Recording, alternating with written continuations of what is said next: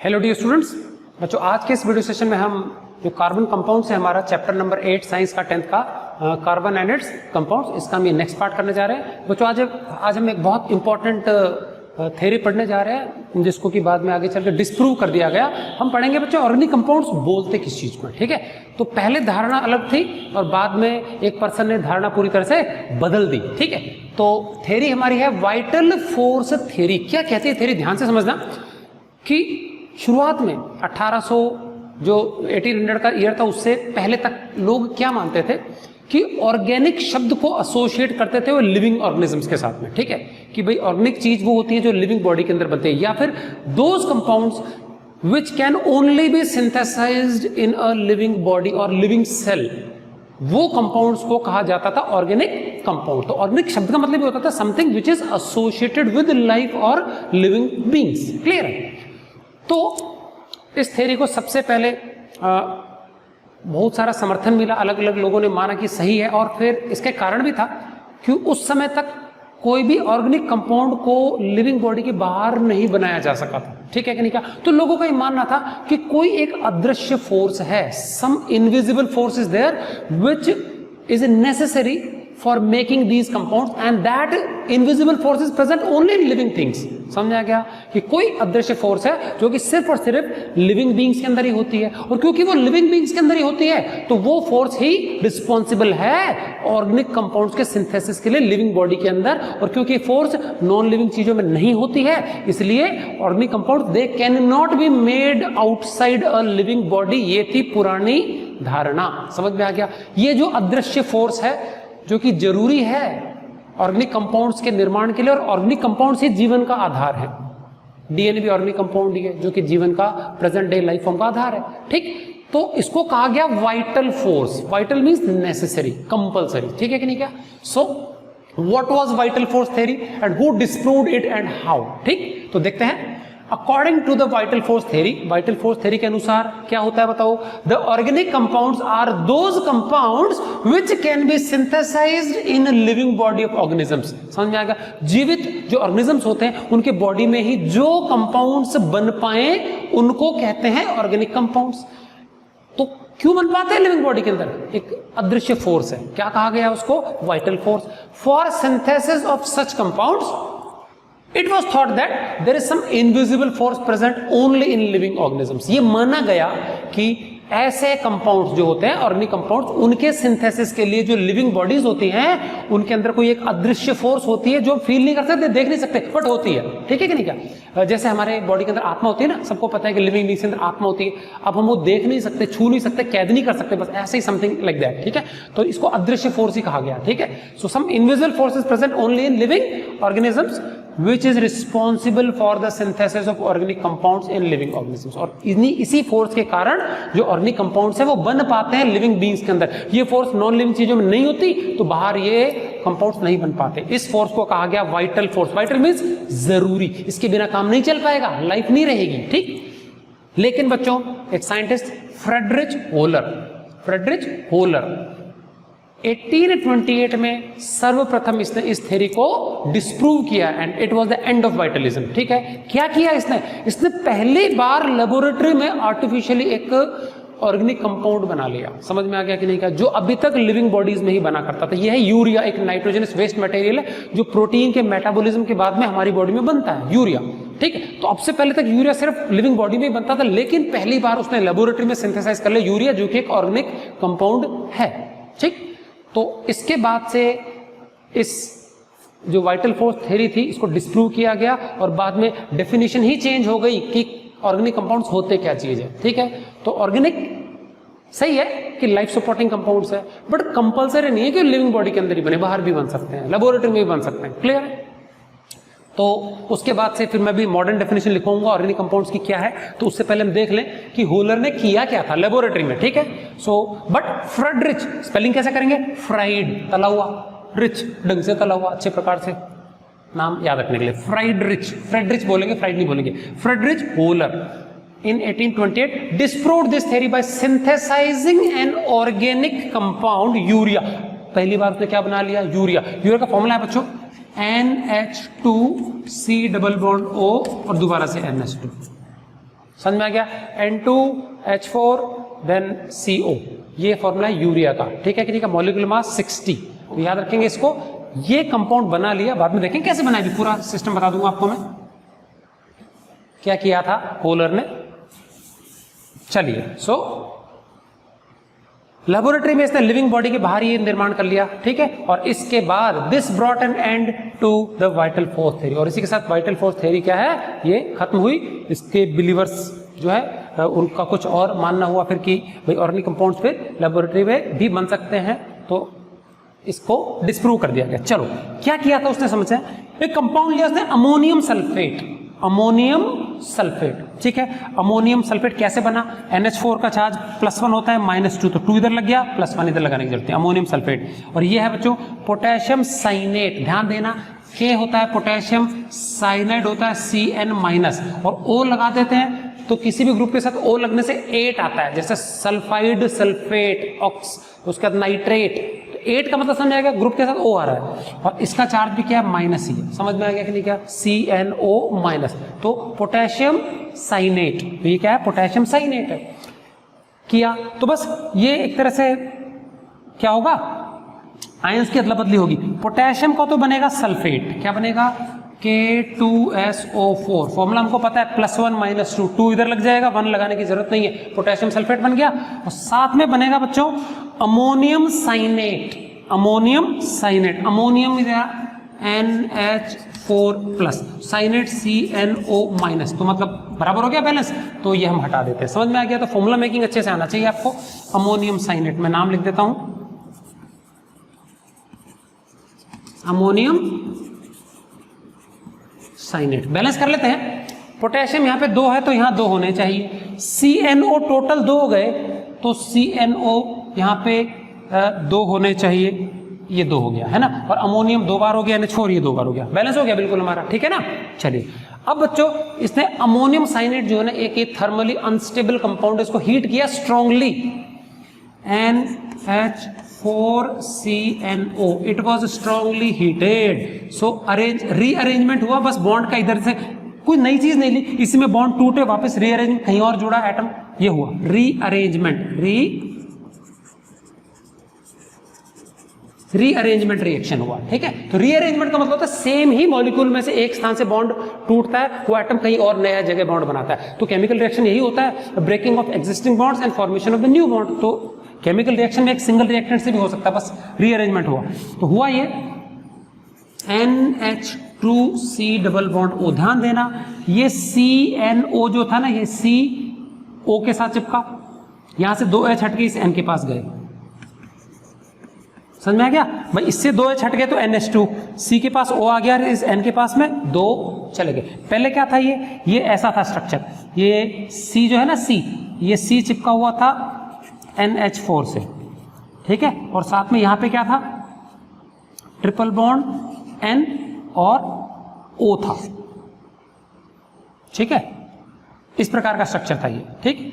अब क्या हुआ, इधर से 2H हट करके कहां चले गए, इस N के पास में O बीच में आ गया, समझ में आ गया, तो इस प्रकार से रीअरेंजमेंट हुआ खाली, ठीक है, और ये हमारा बन गया क्या, यूरिया।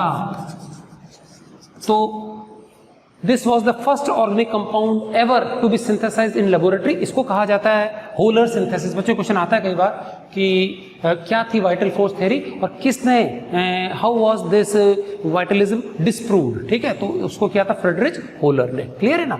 और इसके बाद से बच्चों अभी जो मॉडर्न डेफिनेशन है वो मैं लिखाने जा रहा हूं आपको कि आज के युग में जो कार्बन कंपाउंड्स हैं या फिर ऑर्गेनिक कंपाउंड्स हैं उसकी मॉडर्न डेफिनेशन क्या है। तो बच्चों मॉडर्न डेफिनेशन क्या है, वो ये है कि ऐसा कोई भी कंपाउंड जिसमें कंपल्सरीली कार्बन तो होना ही चाहिए, it should compulsorily have carbon, and apart from carbon optionally उसमें क्या क्या हो सकता है, hydrogen, oxygen, nitrogen, phosphorus and sulphur.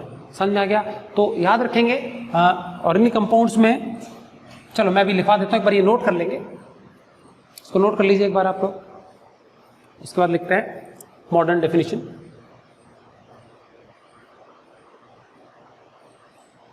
चलिए रब कर देता हूं मैं।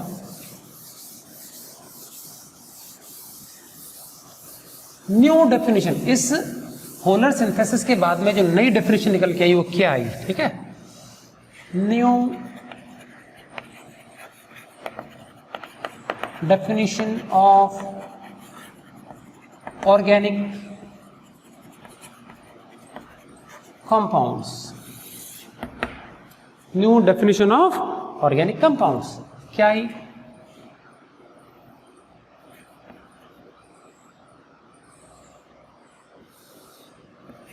A compound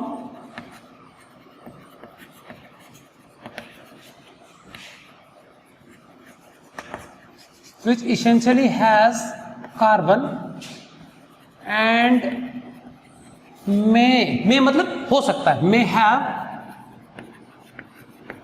other elements like hydrogen, oxygen, nitrogen, sulphur, phosphorus. समझ में आ गया कि नहीं? क्या ये एलिमेंट्स अगर उसमें होते हैं तो क्या कहलाते हैं ऐसे compound? Is called an organic compound. समझ में आ गया? अब बच्चों अगर कोई पूछे कि भाई तो इसका मतलब सिर्फ एलिमेंट से है कि क्या एलिमेंट पाया जाएगा, बनता कैसे है, वो इंपॉर्टेंट नहीं है। What elements are there it will decide whether it is organic compound और नॉट। समझ में आ गया कि नहीं? क्या तो फॉर एग्जांपल जो हम हाइड्रोकार्बन्स पढ़ते हैं इसमें कार्बन हाइड्रोजन नॉर्मली होते हैं, इसके अलावा कुछ दूसरे भी हो सकते हैं। ठीक है, तो अगर कोई पूछे कि ऑर्गेनिक कंपाउंड्स में नॉर्मली क्या क्या एलिमेंट्स पॉसिबिलिटी हो सकती है, ठीक है, तो मैं आपसे पूछूं कि कौन से 5 एलिमेंट है किसमें? ऑर्गेनिक कंपाउंड में। कौन से 5? आपको लग रहा है कि मैं क्वेश्चन पूछ रहा हूं, है ना? मैंने क्या पूछा कि ऑर्गेनिक कंपाउंड्स में कौन से 5 एलिमेंट्स हैं। क्या लग रहा है मैं क्वेश्चन पूछ रहा हूं? नहीं, मैं क्वेश्चन नहीं पूछ रहा हूं, मैं आपको जवाब दे रहा हूं। मैं बता रहा हूं कि ऑर्गेनिक कंपाउंड्स में कौन से 5 एलिमेंट्स हैं। मैं बता रहा हूं कि ऑर्गेनिक कंपाउंड्स में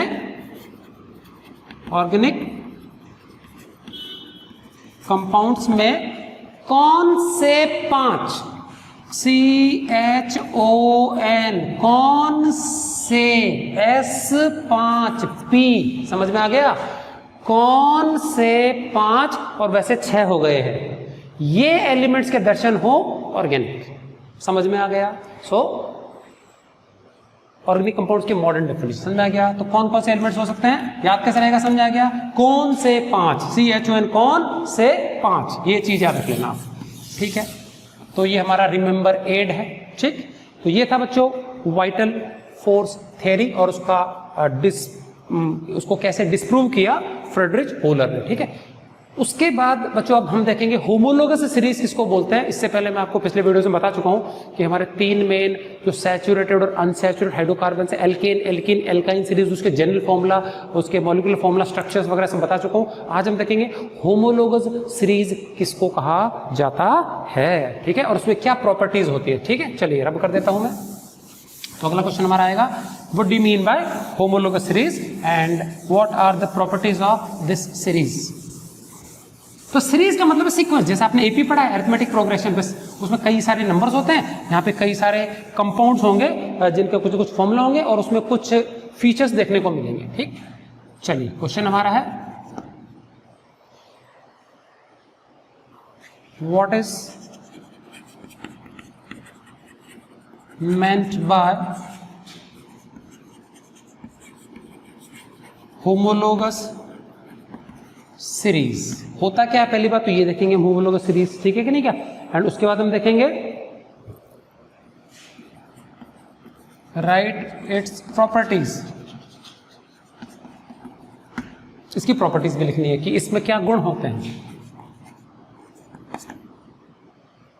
चलिए, मीथेन का फॉर्मूला बताइए CH4, इथेन का फॉर्मूला बताइए C2H6, कार्बन से डबल करके 2 ज्यादा है ना, प्रोपेन का C3H8, ब्यूटेन का C4H10, 4 2 8 + 2 10, C5H12, ये तो है एल्केन। अब 1 2 3 4 5 ही मैं एल्कीन्स लिखूंगा। एल्कीन एक कार्बन से चालू नहीं होता, 2 कार्बन से। C2H4, C3H6, C4H8, C5H10, C6H12, ये सारे एल्कीन्स हैं। Ethene, propene, butene, pentene, hexene. आगे चलते हैं, अब मैं लिख रहा हूं एल्काइंस। कार्बन जितना लूंगा हाइड्रोजन उसके डबल करूंगा, फिर 2 कम कर दूंगा, है ना। ये भी 2 नंबर से चालू होता है, एक कार्बन का, क्योंकि ट्रिपल बॉन्ड के लिए 2 कार्बन होना जरूरी। तो C2H कितना, डबल करो पहले 4, 2 कम और कर दो, C2H2, C3H4, C4H6, C5H8, C6H10।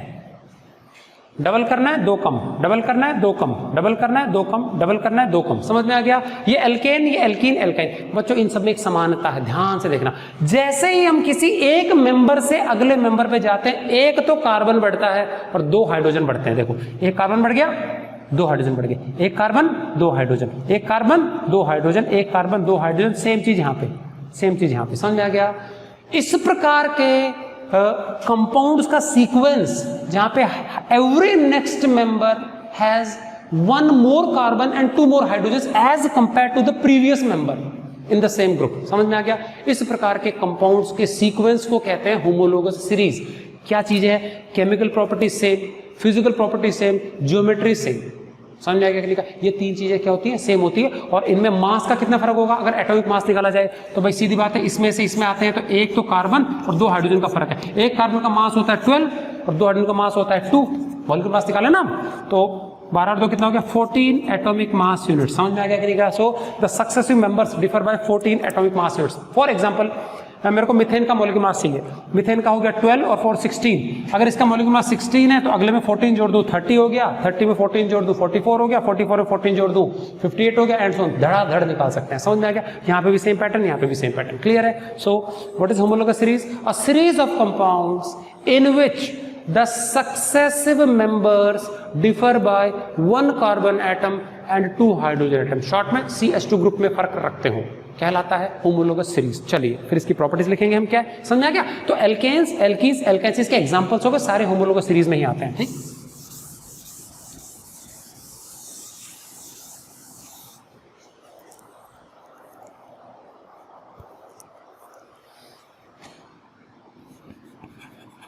homologous series, a series of elements in which the successive elements कहाँ से आएगा बच्चों? कंपाउंड से आएगा ना।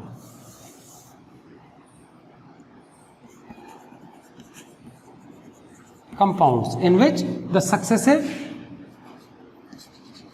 members differ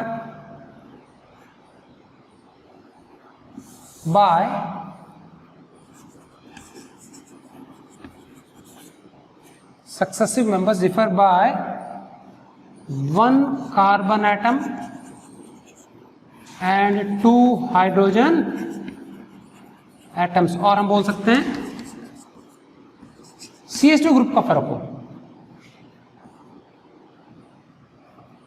is called a homologous series, है ना? is called a homologous series।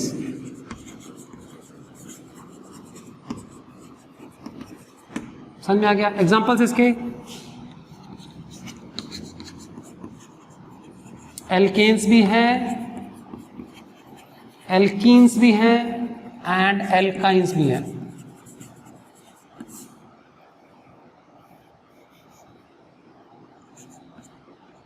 तीनों की तीनों ग्रुप्स हैं। समझ में आ गया?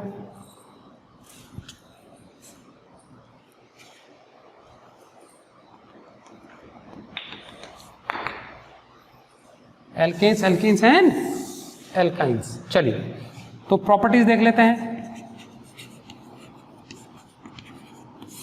क्या इसकी प्रॉपर्टीज?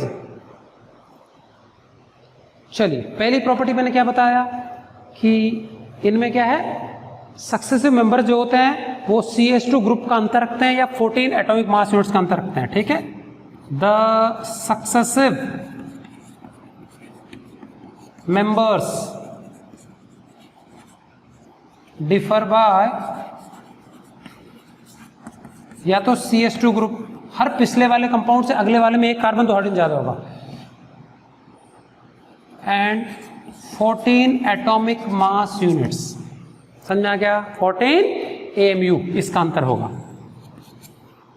सेकंड पॉइंट क्या है हमारा, बताइए। जो मेंबर्स होते हैं सेम ही ग्रुप के, उसके physical and chemical properties almost identical होती है, ठीक है नहीं क्या। The members have identical physical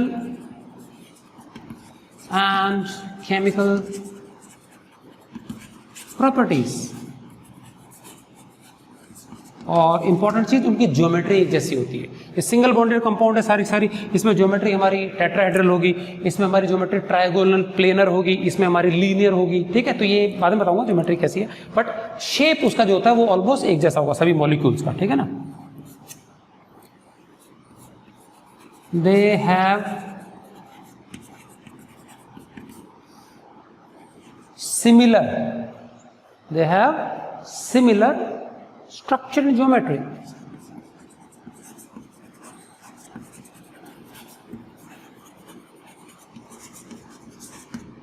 They have similar structure and geometry. तो ये था बच्चों होमोलोगस सीरीज। आप चाहे तो एक्सप्लेनेशन देख सकते हैं, एक एग्जांपल दे सकते हैं एल्केन्स में, एल्केन वाली सीरीज का एग्जांपल दे देना कि कैसे कैसे 3-4 फॉर्मूले लिख देंगे हम, मिथेन, इथेन, प्रोपेन, ब्यूटेन, 4 या 5 तक, कि किस प्रकार से अगले मेंबर पे जाते हैं तो एक कार्बन बढ़ जाता है और 2 हाइड्रोजन बढ़ जाते हैं, ठीक है कि नहीं क्या। तो अगर मैं आपको किसी भी होमोलोगस सीरीज का एक मेंबर बता दूं तो अगला पूछूं तो बता दो क्या आप आराम से, एक कार्बन बढ़ाना है और 2 हाइड्रोजन बढ़ाने हैं, ठीक है कि नहीं क्या। चलिए, तो ये था बच्चों हमारा होमोलोगस सीरीज के बारे में, ठीक है। अब बच्चों हमको देखना है कि जो ऑर्गेनिक कंपाउंड्स होते हैं ना, इनको नेम कैसे देते हैं, ठीक है। How do we name these organic compounds. So the branch of chemistry which deals with naming this organic compounds is known as nomenclature, और इसके लिए एक संस्था है पूरी, IUPAC, International Union for Pure and Applied Chemistry, और इसके द्वारा कुछ रूल्स लेड डाउन किए गए हैं। ये रूल्स हम देखेंगे 1 by 1, तो काफ़ी सारे रूल्स हैं, और नॉमेनक्लेचर पार्ट आपका 11th तक भी आगे चलता है। डिपेंड करता है कि फंक्शनल ग्रुप्स बहुत सारे आते हैं, तो थोड़ा सा एलिमेंट्री आइडिया 10th क्लास में दिया हो, बहुत सारे फंक्शनल ग्रुप्स नहीं है। NCERT सिलेबस में तो है functional group 4-5, aldehydes, ketones, carboxylic acids हैं, एस्टर्स हैं, ठीक है कि नहीं क्या, ये सारे के सारे हैं, और हेलो एल्केन्स हैं। लेकिन आपके में ये कुछ भी नहीं है, सिर्फ और सिर्फ आपको हाइड्रोकार्बन से दिया हुआ, तो बहुत ज़्यादा डिटेल में नहीं है। फिर भी कुछ में बेसिक जो है रूल्स आपको बता रहा हूँ क्या। तो एक काम करेंगे, कंफ्यूजन को अवॉइड करने के लिए क्या करें, पहले मैं जस्ट एक बार, क्योंकि मैं एक रूल लिखाऊंगा, फिर मैं उसका एग्जांपल समझाऊंगा, फिर रूल लिखूंगा, फिर एग्जांपल समझाऊंगा, तो क्या होगा बच्चों कि बहुत ज़्यादा वास्ट हो जाएगा, कंफ्यूज हो जाओगे आप लोग, ठीक है। तो क्या करेंगे हम बच्चों, एक बार मैं पहले सारे रूल्स एक जगह समअप कर देता हूं, है ना, सारे रूल्स लिख लेंगे, फिर 1 by 1 नेक्स्ट वीडियो में क्या करेंगे हम, इन रूल्स के साथ में क्या करेंगे, एक एक रूल को, तो आप रूल्स जब मैं समझाऊंगा तो अपने सामने रूल्स रखना, ठीक है कि नहीं, और एक एक रूल को मैं विद एग्जांपल्स, मल्टीपल एग्जांपल के साथ में समझाऊंगा, और फिर हम बहुत सारे क्या है कंपाउंड्स का नेम लिखेंगे, ठीक है कि नहीं क्या। चलिए,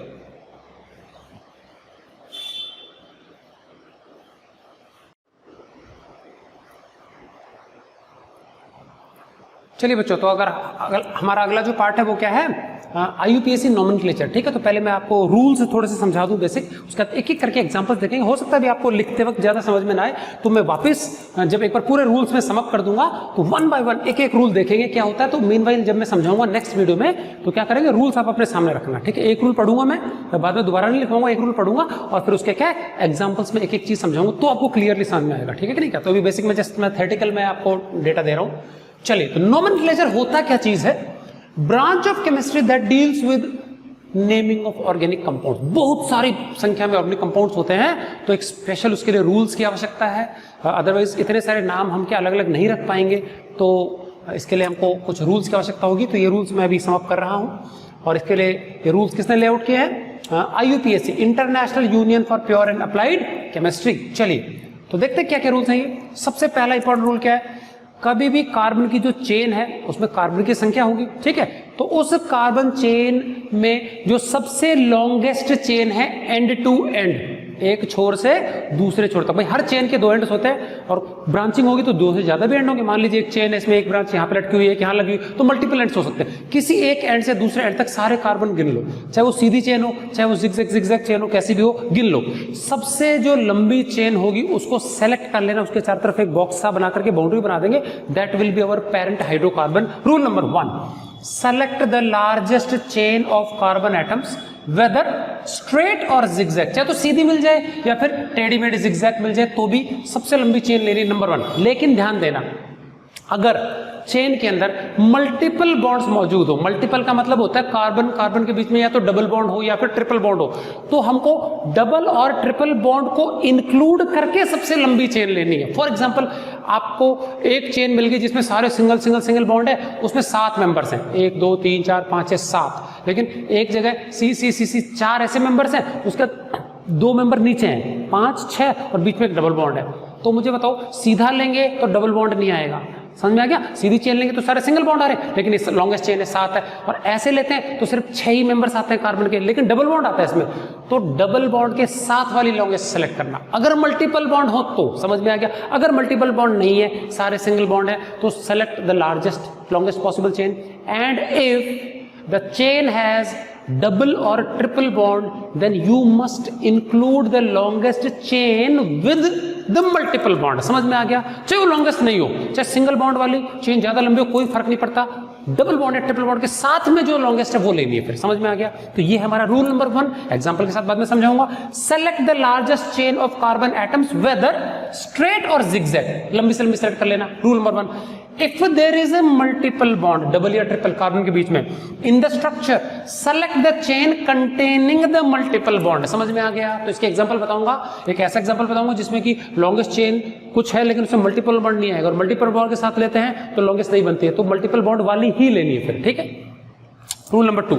चलिए, तो हमने पेरेंट हाइड्रोकार्बन चुन लिया कि बॉक्स बना लिया, ये चेन लेनी है। चेन के बाहर कार्बन के इर्द गिर्द जो भी आलतू फालतू के स्ट्रक्चर्स जुड़े हुए रह जाएंगे उनको सब्स्टिट्यूएंट ग्रुप्स कहते हैं। समझ में आ गया? मेन पेरेंट हाइड्रोकार्बन के अलावा जो भी चिपके हुए मेन चेन से जो भी ग्रुप्स जुड़े हुए हैं कार्बन वाले ग्रुप्स, वो कहलाएंगे हमारे कार्बन या नॉन कार्बन ग्रुप्स, वो हमारे कहलाएंगे सब्स्टिट्यूएंट ग्रुप्स। तो देखो, all groups attached to this chain, ये जो हमारी पेरेंट चेन हो गई, क्योंकि यही नाम डिसाइड करेगी, और इसके ऊपर जो भी चीजें जुड़ी हुई हैं they are called substituent groups. Substituent groups उस कंपाउंड की केमिकल प्रॉपर्टीज को डिसाइड करते हैं। समझ में आएगा? सब्स्टिट्यूएंट ग्रुप्स की संख्या और टाइप चेंज कर दो तो उसकी केमिकल प्रॉपर्टीज चेंज हो जाती है, ठीक है? So what are substituent groups या functional groups? These are the groups which determine the chemical properties of an organic compound. तो ये फंक्शनल ग्रुप्स क्या क्या है और इनके नेम क्या? वैसे तो बच्चों सैकड़ों हैं, ये सैकड़ों, समझ में आ गया, लेकिन बहुत छोटी सी लिस्ट है ये, ठीक?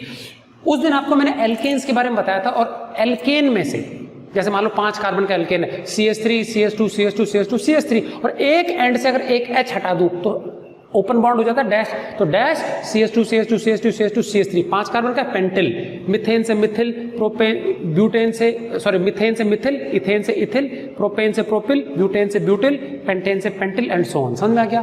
तो कुछ मैंने 4 ले लिए, ग्रुप का नाम और उसका फॉर्मूला।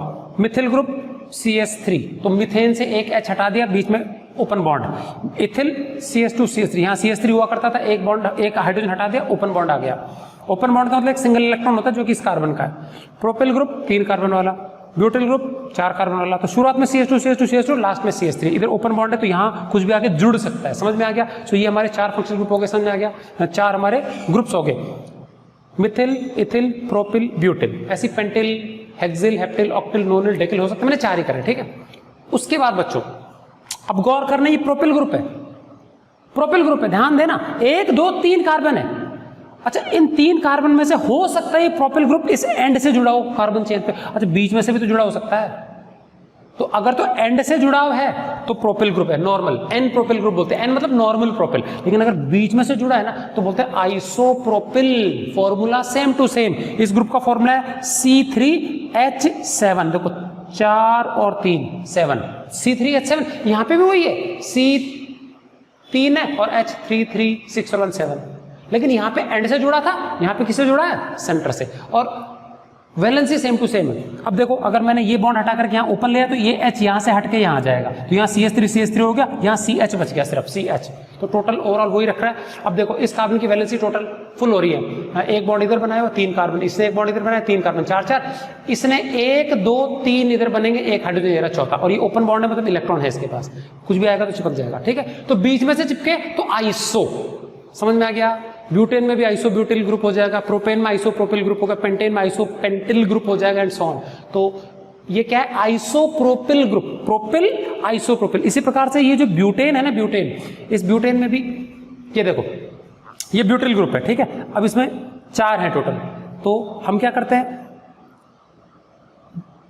ये जो 3 है, 3 में इस मिथेल को तोड़ के हम यहां ले आते हैं, ठीक। तो क्या हो गया, देखो ये रहा, तो टोटल कार्बन गिनो 4 ही है। अब 4 में से ब्रांचिंग आ गई, एक ऐसा कार्बन जिसके पास एक भी हाइड्रोजन नहीं है, तो ये हो गया आइसोब्यूटिल ग्रुप। क्या हो गया ये, आइसोब्यूटिल। तो आइसो में क्या होता है, अटैचमेंट कहां से होगा, बीच में से होगा। समझ में आ गया कि नहीं, क्या, तो CH3 CH3 CH3।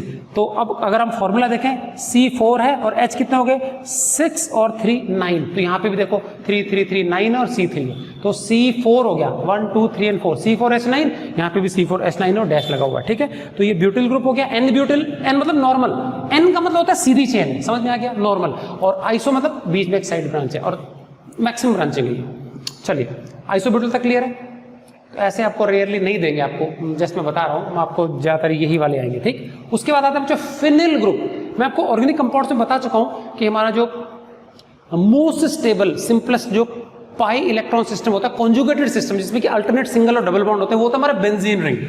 ये हमारा बेंजीन रिंग है, ठीक है कि नहीं, क्या। अब बेंजीन रिंग में क्या होता है, 3 अल्टरनेटिंग डबल बॉन्ड होते हैं, पाई इलेक्ट्रॉन्स इनमें होते हैं, ठीक। अब क्या, और हर एक कार्बन के पास एक हाइड्रोजन और भी है। अगर मैं एक कार्बन से, कोई भी एक कार्बन से एक हाइड्रोजन निकाल दूं, तो C तो 6 ही है, H कितने बचे, सिर्फ 5, और ये एक ओपन बॉन्ड रह गया यहाँ पे, समझ में आ गया। तो इस प्रकार का ग्रुप C6H5, एक H हटा दिया, ओपन बॉन्ड आ गया, तो ये कहलाता है फिनिल ग्रुप। क्या कहलाता है, फिनिल ग्रुप। और इसको ऐसे भी लिख सकते हैं, C6H5 या तो ऐसे लिख लो या फिर ऐसे लिख लो, फिनिल ग्रुप। क्लियर है, तो ये हमारा फिनिल ग्रुप हो गया, ठीक है। उसका नाइट्रो NO2 ग्रुप होता है, उसके बाद chloro Cl, fluoro F, bromo Br, iodo I। तो ये तो हेलोजन से क्लोरो, फ्लोरो, ब्रोमो, आयोडो, ये NO2 ग्रुप, नाइट्रो। समझ में आ गया। तो इतने आपके फंक्शनल ग्रुप्स या फिर क्या कह सकते हैं हम, सब्स्टिट्यूएंट्स आएंगे, ठीक है। तो इनको आप बाय फॉर्मूला नेम याद रखेंगे, ये हमारे यूज होंगे। अगला रूल मैं लिखवाने जा रहा हूँ, यहाँ का रब करूंगा मैं, यहाँ से रब कर लेते हैं, 1 2 हो गया, रूल नंबर 3 लिखवा रहा हूँ, ठीक है कि नहीं, क्या।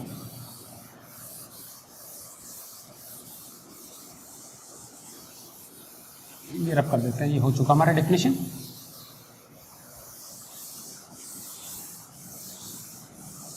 तो इसको नोट कर लेंगे अच्छे से, नोट से भी ज्यादा इंपॉर्टेंट है याद होना चाहिए आपको, ठीक है ना, ये नहीं तो फिर दिक्कत आएगी।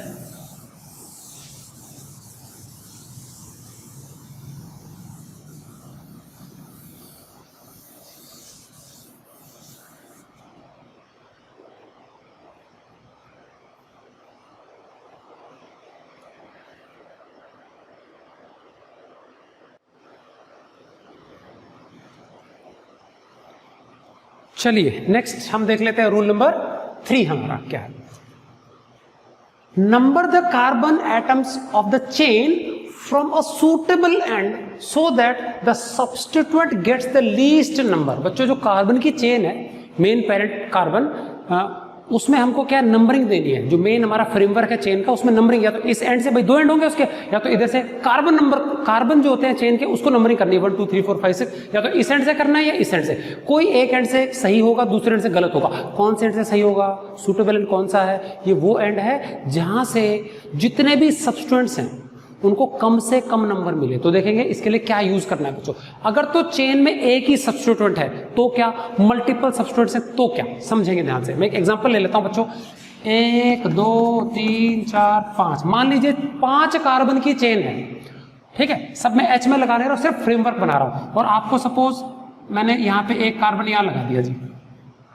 रूल नंबर 1 कहता है कि सबसे लंबी से लंबी चेन सेलेक्ट करो। अब यहाँ पे 3 एंड है, 1 2 3, तो हम एक काम करते हैं, चेन की लेंथ देख लेते हैं, 1 2 3 4 5, ये 5 कार्बन आ रहे हैं। यहां से यहां काउंट करें, 1 2 3 4 5, यहां पे भी एंड साइड 5 कार्बन आ रहे हैं, जिगजैग हो गई, टेढ़ी हो गई।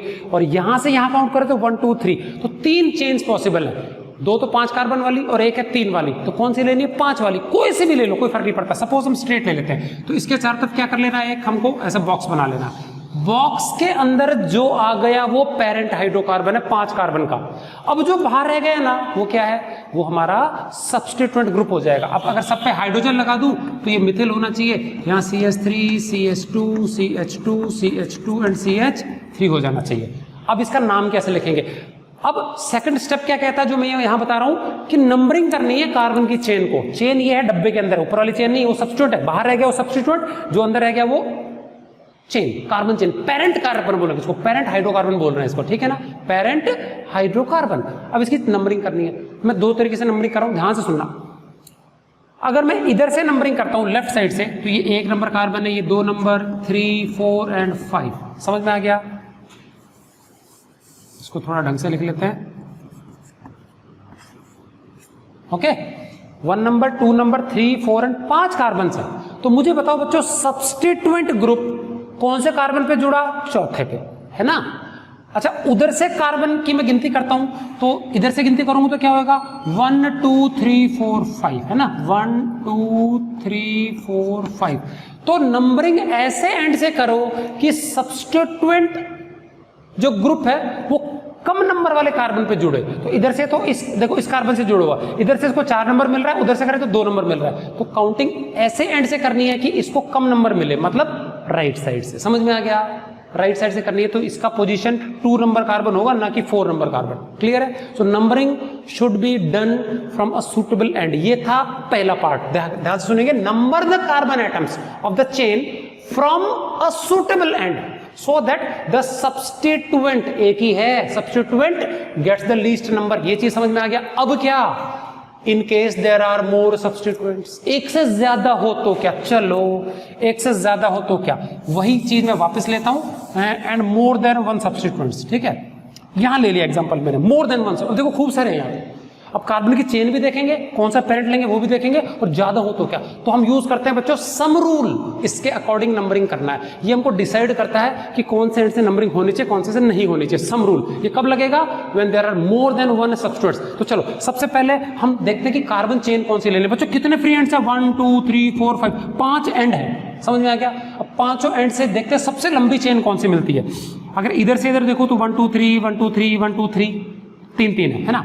हाँ, इधर से इधर देखूं 1 2 3 4 5, ये 5।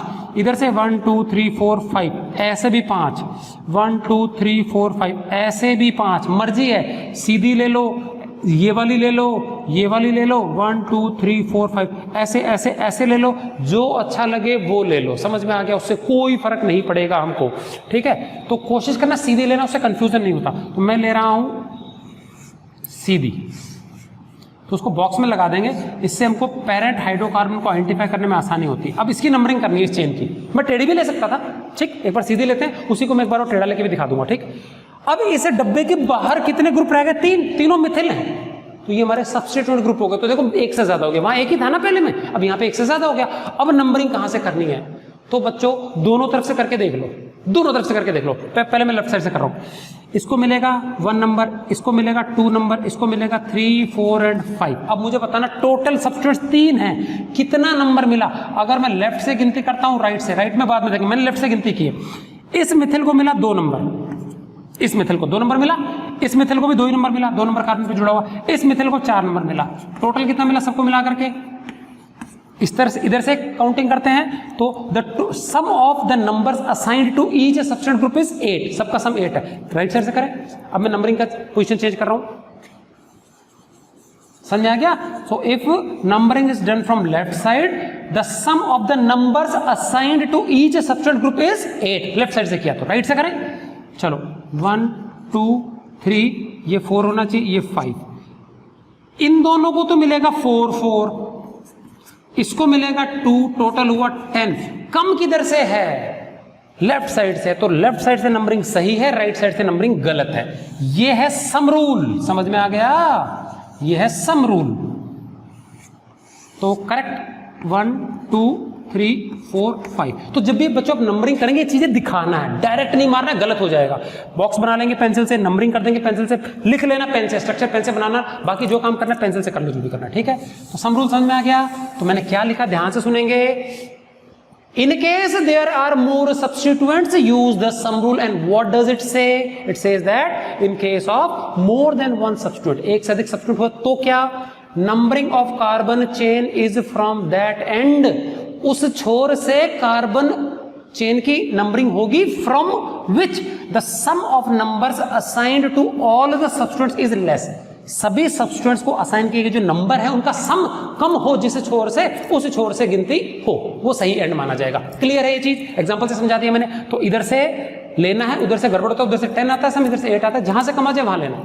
अच्छा दोनों से सेम आ गया, इधर से भी 8 इधर से, मर्जी इधर से ले लो उधर से ले लो, दोनों तरफ से सही आएगा जवाब। ठीक है, चलिए अगला इंपॉर्टेंट चीज, मान लीजिए हमारी कार्बन चेन के अंदर एल्कीन या एल्काइन हो।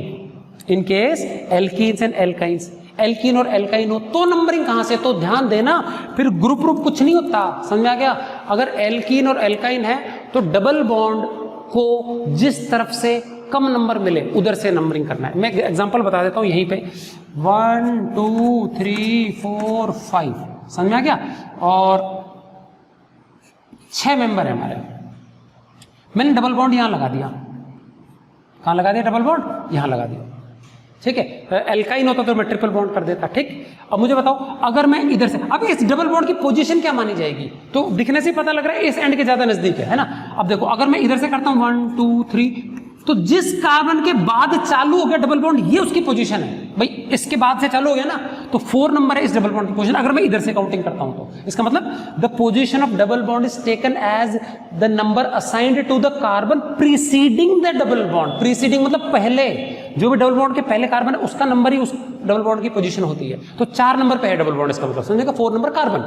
ठीक, तो लेफ्ट से गिनती करूंगा तो इसे डबल बॉन्ड की पोजीशन क्या होगी? After 4th carbon, so it will be 4। चलिए, तो लेफ्ट साइड से करता हूं तो नंबर कितना मिलता है डबल बॉन्ड को? 4। राइट साइड से करते हैं तो राइट साइड से सेकंड के बाद ही चालू हो गया, तो राइट साइड से करते हैं तो इधर से गिनती करेंगे तो इसके पहले 2 नंबर कार्बन आया। तो किधर से करेंगे नंबरिंग? नंबरिंग उस एंड से करेंगे जहां पे डबल बॉन्ड को कम नंबर मिले। समझ में आ गया? कौन सा नंबर? वो नंबर जो कि उस कार्बन को दिया गया जो डबल बॉन्ड के पहले आता है। पहले मतलब जिस एंड से काउंटिंग करें, इधर से काउंटिंग करें तो इस तरफ पहले, इधर से काउंटिंग करें तो इस तरफ पहले डबल बॉन्ड के। समझ में आ गया? तो जिस कार्बन के बाद डबल बॉन्ड चालू हो रहा है किसी भी एंड से, वो नंबर उस कार्बन का, उस डबल बॉन्ड का नंबरिंग होगा। तो मुझे तो सूटेबल कौन सा? ये वाला एंड है। तो यहाँ पे डबल बॉन्ड की पोजीशन जो है ना बच्चों, वो है 2 नंबर कार्बन, ना कि 4। समझ में आ गया? तो ये है। ट्रिपल बॉन्ड होगा तो भी वही है। अब यहाँ पे हमको सब्स्टिट्यूएंट्स वाला ज्यादा दिमाग नहीं लगाना है, यहाँ पे क्या करना है? Double bond. तो यदि कोई भी एल्कीन या एल्काइन हो तो उस छोर से नंबरिंग की जाए जहां से डबल या ट्रिपल बॉन्ड को कम नंबर असाइन किया जाता हो। ये लिखा है यहां पे, in case of alkenes and alkynes number the carbon chain from that end from which the carbon preceding the multiple bond gets the least number. वो कार्बन जो कि डबल बॉन्ड के पहले आ रहा है, या तो ये या ये, उसको कम नंबर मिले उस छोर से गिनती करनी है। ठीक, और जो भी डबल या ट्रिपल बॉन्ड आ जाए उसके लिए हम सफिक्स यूज करेंगे। क्या सफिक्स? भाई अगर डबल बॉन्ड आ गया तो इन, ट्रिपल बॉन्ड आ गया तो आइन। Use suffix in for double bond and आइन फॉर ट्रिपल बॉन्ड। कहां यूज करना है, कैसे यूज करना है, मैं बताऊंगा पोजीशन के बाद में। किसी बच्चे ने पूछा था कि 1 से ज्यादा डबल बॉन्ड आ जाएंगे चेन में तो नाम कैसे लिखेंगे? नोमेनक्लेचर अब समझा रहा हूं तो अभी पता चल जाएगा नाम कैसे लिखेंगे। 1 by 1 रूल समझा रहा हूं। रूल नंबर 3 क्लियर है? अब चलते हैं रूल नंबर 4 पे। मैंने बताया था कि कार्बन चेन लंबी से लंबी चुन लेनी है, लंबी से लंबी चुन लेनी है और उस पर बॉक्स लगा देंगे। जो बाहर बच गया वो सब्स्टिट्यूट ग्रुप हो जाएगा। ठीक है, अभी कभी कभी ऐसा होता है कि मोर देन, अब जैसे यहां था हमारा है ना 1 2 3 4 5, ये भी 5 है, ये भी 5 है, लेकिन 1 2 ये 3 है। एक चेन छोटी है, ये 3 है, छोटी है। ठीक है, 1 2 3, तो 5 वाली भी है लेकिन 3 वाली भी है। कभी कभी ऐसा होता है बच्चों कि सेम लेंथ की 2 चेन होती है, सेम लेंथ की 2 चेन होती है। तो वहां पे हम कौन सी चेन सेलेक्ट करें, तो समझना ध्यान से। मैं एक एग्जांपल बता रहा हूं। यहाँ पे अगर हम देखें, मैं सब जगह ऐसे लगा दूंगा, यहाँ पे एंड पे जो भी है ना वो CH3 लगेगा, बाकी जगह CH2, यहाँ पे CH, यहाँ पे CH, ये सब लग जाएगा। तो लिख ही देता हूँ, चलो CH3 CH3 CH3, इधर आ जाएगा CH, इधर आ जाएगा CH, 1 2 3 लग गया। इधर आ जाएगा CH, इधर आ जाएगा CH3 CH2 CH2 CH3। बच्चों ये कंपाउंड है हमारा। अब गौर से समझना, इस रूल को समझाने से पहले बता दूं क्या हो रहा है यहाँ पे। एंड गिनो, 1 2 3 4 5 छोर है, 5, तो 5 different chains will be possible. देखो ये 1 2 3 ये तो छोटी सी चेन है 3 है ना, उसके बाद इधर से 1 2 3 ये भी छोटी सी चेन है। अब बड़ी चेन कौन सी हो सकती है? 1 2 3 4 5 6। देखो ऐसे आते हैं तो 6, सीधा जाते हैं तो भी 6 है ना। अच्छा 1 2 3 4 5 6 ऐसे यू शेप में आते हैं तो भी 6, ठीक है। और 1 2 3 4 5 6 ऐसे आते हैं तो भी 6। अब गौर से सुनना, 6 वाली बहुत सारी है। एक मैं लेता हूं ये,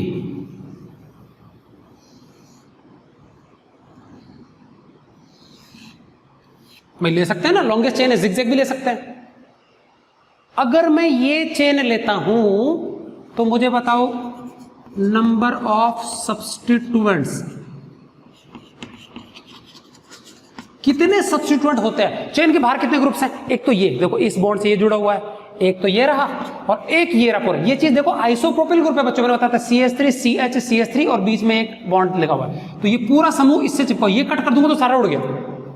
तो देखो ये प्रोपिल ग्रुप है लेकिन बीच में है कनेक्शन, तो ये आइसोप्रोपिल ग्रुप है। तो एक और, तो कुल मिला के कितने सब्स्टिट्यूएंट ग्रुप्स हुए चेन पे? 2 हुए। समझ में आ गया? अगर ये लेता हूं तो ठीक, ये है पॉइंट नंबर 1 है ना। अब अगर मैं ये ना लेकर के सीधी ले लूं, ये ना लेकर के अगर मैं सीधा ले लूं तो देखते हैं क्या फर्क पड़ता है। सीधा ले लूं या यू शेप में ले लूं, है ना। ये ले लिया। अब अगर हम गौर करें तो बच्चों सब्स्टिट्यूएंट 3 हो गए, एक ये रहा, एक ये रहा, एक ये रहा, 3 हो गए। तो अब बताओ सेम लेंथ थी, यहां पे भी 6 है, 1 2 3 4 5 6। तो 6 लेंथ की 2 कार्बन की चेन चुनी मैंने। इस केस में 2 सब्स्टिट्यूएंट है और इस केस में कितने हैं? एक ये रहा, एक ये रहा, एक ये रहा। ये मिथिल, ये मिथिल, ये इथिल, 2 कार्बन हो गया, CH2 CH3 इथिल 3। तो हमको कौन सी चेन सेलेक्ट करनी है? वो जिसमें सब्स्टिट्यूएंट्स की संख्या ज्यादा हो, ना कि वो जिसमें कम हो। ये नहीं लेना, ये गलत हो जाएगा। समझ में आ गया? तो इसका नाम ये नहीं होगा, पहले वाला चेन नहीं लेंगे हम। समझ आ गया? So if there are more than 2 chains of same length possible, then we have to select that particular chain which has more number of substituent groups attached to the carbon chain. समझ में आ गया? तो ये सही है, ये गलत था। समझ में आ गया? अब इसका नेमिंग देख लेते हैं। तो नंबरिंग के लिए तो ये तो समझ में आ गया। तो अब देखो क्या लिखा है मैंने यहाँ पे, इफ 2 और more chains of same length are possible, same लंबाई के 2 या 2 से अधिक भी पॉसिबल है। यहाँ पे 3 थी, ये वाली भी थी, देखो है ना। तो हमको, अच्छा मैं ये वाली लेता, यू शेप में लेता, तो ये 1 2 और 3 ग्रुप बनते। देखो ये लेता ना मैं, ये यू शेप में लेता भाई, इसको मैं ऐसे कर लेता, ऐसे ऐसे, तो ये बाहर हो जाता, ये बाहर हो जाता और ये बाहर हो, तो भी 3 ही ग्रुप आते, तो भी कोई फर्क नहीं पड़ता। ठीक है कि नहीं? क्या तो मैक्सिमम नंबर ऑफ सब्स्टिट्यूएंट्स हो वो वाली चेन लेनी है, ना कि कम वाली। समझ में आ गया? चलिए, तो इफ 2 और more chains of same length are possible, same लंबाई की 2 या 2 से अधिक चेन संभव हो तो क्या? Select the chain that has more number of substituents attached to it. जिस चेन में अधिक संख्या में सब्स्टिट्यूएंट ग्रुप्स अटैच्ड हो, मतलब डब्बे के बाहर आ जाए, वो चेन लेनी है। तो यहां पे ली हमने ये वाली चेन, ठीक है। And there are 3 substituents attached to it. Okay जी, अब चलते हैं आगे। अब मैं प्रोसेस बता रहा हूं नेमिंग का, यहां बताऊंगा, फिर आगे वाले रूल तीनों एक साथ ही समझा दूंगा, चारों जो भी है, ठीक है। पेरेंट हाइड्रोकार्बन चुन लिया, लॉन्गेस्ट चेन यही है, मोर नंबर ऑफ सब्स्टिट्यूएंट्स वाली भी चुन लिया। अब मेरे को नंबरिंग करनी है। नंबरिंग मेरे पास 3 ग्रुप्स हैं, 3 ग्रुप्स है, तो मैंने बताया ये वाला रूल लगाएंगे, सम रूल। चेक करते हैं, इधर से नंबरिंग करूंगा तो क्या, उधर से करूंगा तो क्या। अभी ओरली कर लेना, ठीक है। पहले इधर से करते हैं। इधर से नंबरिंग करेंगे तो इसको मिलेगा 2 नंबर, 1 2 3 4, इसको मिलेगा 4 नंबर, उसको मिलेगा 5 नंबर। देखो 1 2 3 4 5 लिखने से पहले कर सकते हैं, इसको तो 2 नंबर, इसको 4 और इसको 5। तो ये इधर से काउंट करने से, और उधर से तो उस तरफ लिख लो। इधर से करेंगे तो इसको तो मिलेगा कितना नंबर, 2 नंबर, इसको मिलेगा 3 नंबर और इसको मिलेगा 5 नंबर। अगर ऐड करें बच्चों तो ये 10 हो गया और ये कितना हो गया, 11 हो गया। तो किधर से करना चाहिए नंबरिंग, उधर से करना चाहिए। ये कम है ना, ये तो सम 10 है और ये सम कितना हो गया, 11 हो गया। So we have to number the chain from right side. चलिए मैं नंबर लिख रहा हूं, ये 1 नंबर, ये 2 नंबर, ये 3 नंबर, ये 4, ये 5, ये 6, ये 3 मैंने ऊपर लिख दिया, ध्यान रख लेना, ठीक है कि नहीं कर। चलिए जी नंबरिंग कर दिया हमने। अब मुझे बताना टोटल सब्स्टिट्यूएंट्स यहाँ पे कितने हैं। एक तो ये रहा मिथिल, एक तो मिथिल है, एक ये भी मिथिल ही है और एक ये इथिल है। देखो 2 कार्बन वाला CH2 से इथिल है, तो एक है मिथिल, फिर एक और मिथिल और फिर एक, इसमें ABCD में अल्फाबेटिकल ऑर्डर में पहले क्या आता है? M आता है कि E आता है? E पहले आता है। E का नाम पहले, E का नाम पहले, इथिल नाम पहले दिया जाएगा, चाहे पोजीशन कोई भी हो। ठीक, अब इथिल कौन से नंबर पे है बताओ? और पहले सब्स्टिट्यूएंट ग्रुप्स को लगाएंगे, पेरेंट का नाम बाद में, पहले सब्स्टिट्यूएंट। आप लोग अपना मेन नाम पहले बताते हो, पेरेंट का जो फैमिली का नेम होता है सरनेम जिसको बोलते हो बाद में लगाते हो, पेरेंट का नाम बाद में आएगा। ठीक है कि नहीं? क्या तो अब यहां पे क्या है, सब्स्टिट्यूएंट्स को पहले लगाएंगे। अब ध्यान से सुनेंगे इसका नाम क्या होगा। ओके, तो सबसे पहले मैं किसका नाम लिखूंगा? अल्फाबेटिकल ऑर्डर में सब्स्टिट्यूएंट को बोलेंगे, लिखा ना, the substituents are named first. कैसे लिखना है वो समझना। सबसे पहले मैं इथिल का नाम लिखूंगा। इथिल कौन से पोजीशन पे? 3 नंबर पे, तो मैं लिखूंगा 3 इथिल, 3 नंबर पे इथिल, 3 नंबर पे इथिल। कोई भी वर्ड नेम एंड नंबर उसके बीच में एक हाइफन लगाना है, डैश लगाना है, कभी भी बिना डैश के नहीं लिखेंगे, नंबर एंड ये। ठीक है, अब यहां पे देखो मिथिल 2 बार रिपीट हुआ और दोनों की पोजीशन अलग अलग है। सेम हो तो भी कोई दिक्कत नहीं है, एक ग्रुप की एक सिंगल पोजीशन लिखनी, 2 है तो दोनों की पोजीशन अलग अलग लिखनी पड़ेगी। अच्छा, मिथिल कहां कहां है? एक तो 2 नंबर पे है और एक 5 नंबर पे है, तो फिर क्या लिख देंगे? 2 और 5 दोनों पे है मिथिल। अच्छा, अब 2 मिथिल हो गए। और same group more than once, एक से अधिक बार रिपीट होता है तो हम एक प्रीफिक्स यूज करेंगे। अगर 2 बार रिपीट हो रहा है तो डाई, 3 बार हो रहा है तो ट्राई, 4 बार हो रहा है तो tetra and so on, tetra, penta, hexa. समझ में आ गया? तो फिलहाल मिथिल कितनी बार आया? 2 बार आया, तो 2 5 डाई मिथिल। अब देखो number word dash, number word dash, number word dash, number के बीच में कॉमा, नंबर के बीच में कॉमा। समझ में आ गया? नंबर और शब्द है तो डैश और नंबर के बीच में कॉमा। तो देखो 3 इथिल, 3 नंबर पे इथिल है। इथिल क्यों? अल्फाबेटिकल ऑर्डर में पहले आता है, ई पहले आता है ABCD में, वो पहले, और M बाद में आता है तो बाद में। 3 इथिल, 2 5, 2 है डाइमिथिल। अच्छा, 3 होता ट्राइमिथिल, फिर एक और नंबर आता है 2 5 4 ट्राइमिथिल, ऐसा आ जाता, टेट्रा भी आ जाता। समझ में आ गया? जितने नंबर हो, तो डाइमिथिल का ना एक मिथिल तो 2 नंबर पे कार्बन पेयर, एक मिथिल किस पे? 5 नंबर कार्बन पे। समझ में आ गया? तो 2 5 डाइमिथिल, सब्स्टिट्यूट मैंने सारे लिख दिए। अब हमको पेरेंट हाइड्रोकार्बन लिखना है। डब्बे में गिन लो कितने कार्बन है, 1 2 3 4 5 6 कार्बन, 6 कार्बन, सारे सिंगल बॉन्ड है, एल्केन। 6 कार्बन का एल्केन होता है हेक्सेन। ये हो गया हमारा काम। और शब्द के बीच में कुछ नहीं करना है आपको, सिर्फ डैश और कॉमा का झंझट जो है ना नंबर और उसके बीच में होता है। ये हमारा कंप्लीट IUPAC नेम हो गया बच्चों इस कंपाउंड का। समझ में आ गया? अब देखो सारे रूल्स आ गए इसके अंदर नीचे के, देखना ध्यान से क्या लिखा है मैंने, ये हटा दूं मैं? अब समझते हैं मैंने क्या लिखा। The substituents are named first, मैंने पहले सब्स्टिट्यूएंट्स का नाम लिखा। Alkyl groups are named in alphabetical order. यहां पे देखो 2 प्रकार के एल्किल ग्रुप थे, मिथिल इथिल थे, मैंने पहले इथिल लिखा फिर मिथिल लिखा।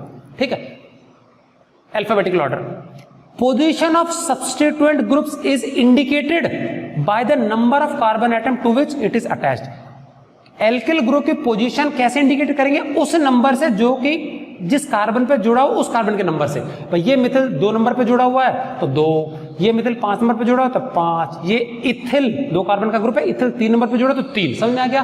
तो कोई भी सब्स्टिट्यूएंट ग्रुप जिस कार्बन पे जुड़ा हो उस कार्बन के नंबर से उसको हम रिप्रेजेंट करेंगे, उसकी पोजीशन। समझ में आ गया? उसके बाद use prefixes di, tri and tetra if substituent is repeated more than once. Same substituent group एक ही प्रकार का एक से ज्यादा बार आ रहा है चेन में तो हम प्रीफिक्स यूज कर लेंगे। क्या? Di, tri and tetra, di methyl, tri methyl, tetramethyl and so on. Ethyl है तो di ethyl, tri ethyl and so on. ठीक, तो नॉर्मली आप लोगों को सब्स्टिट्यूएंट ग्रुप ना मिथिल इथिल हद मार के प्रोपिल, इससे ज्यादा नहीं देंगे। 1 कार्बन 2 कार्बन 3 कार्बन, ज्यादा बड़े बड़े और आइसोप्रोपिल आइसोब्यूटिल वो नहीं देंगे आपको, सिंपल पूछेंगे। ठीक है, तो इथिल मिथिल प्रोपिल से ज्यादा नहीं आएगा आपको। ठीक है, ये क्लियर है? उसके बाद put a comma sign between 2 numbers, 2 numbers के बीच में कॉमा एंड नंबर वर्ड के बीच में डैश एंड हाइफन और dash sign between a number and a name. समझ में आ गया? और लास्ट में आपका पेरेंट हाइड्रोकार्बन का नाम आएगा।